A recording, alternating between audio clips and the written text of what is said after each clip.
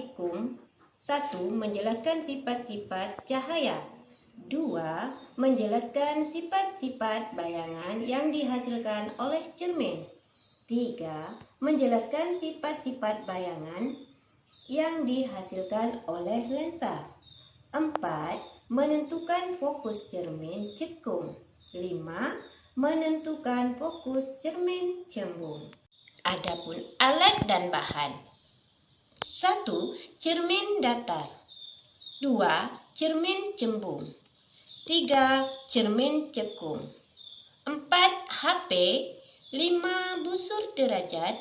6. Kertas putih. 7. Lilin. 8. Layar celah cahaya. Langkah percobaan yang pertama, pemantulan cahaya pada cermin. Susunlah lampu senter dan celah cahaya di depan cermin datar.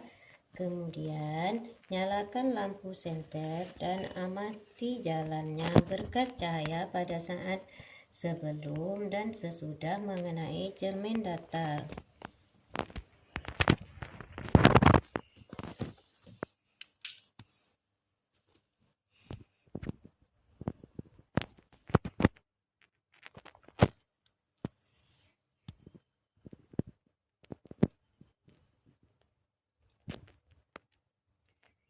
Dan gambarkanlah jalannya berkas sinar cahaya tersebut sehingga tanpa sudut datang dan sudut pantulnya.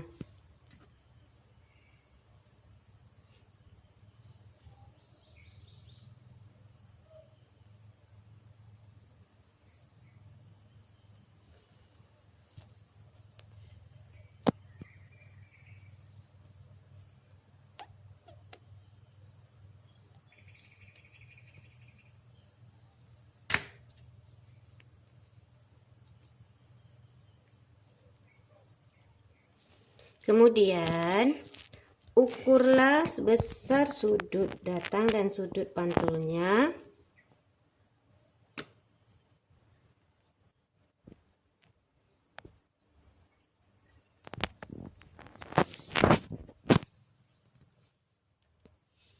Nah, ukurannya adalah sebesar 40 derajat. Jadi, dapat disimpulkan sudut datang sama dengan sudut pantul sesuai dengan hukum pemantulan.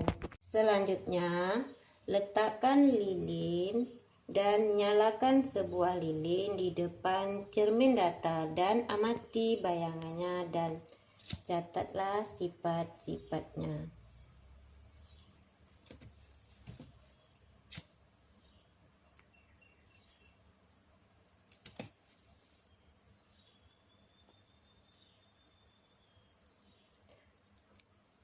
Hasil bayangan cermin datar bersifat maya, tegak, dan sama besar dengan bendanya.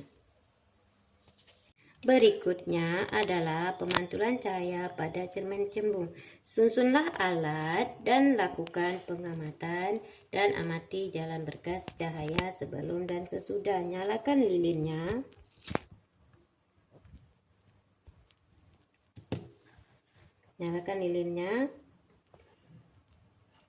Dan amatilah jalan berkas cahaya sebelum dan sesudah. Hasil menunjukkan cermin cembung memantulkan cahaya. Sinar cahaya menyebar atau disebut dengan divergen dan bayangannya yang tersebut selalu bersifat maya, tegak, dan diperkecil. Selanjutnya, pemantulan cahaya pada cermin cekung. Susunlah alat seperti ini dan nyalakan lilin dan amati jalan cahaya.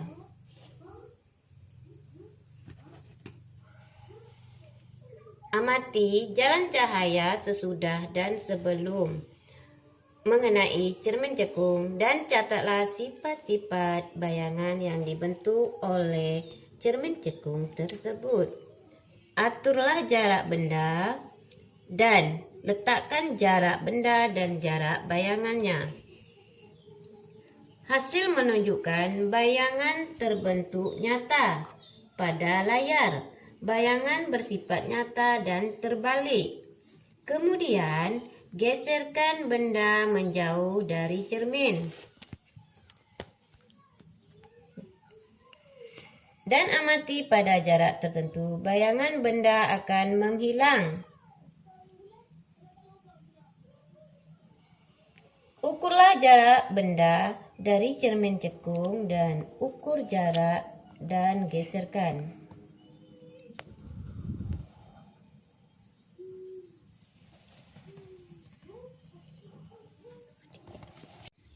Pada jarak 5 meter, panjang bayangan benda adalah 4 cm.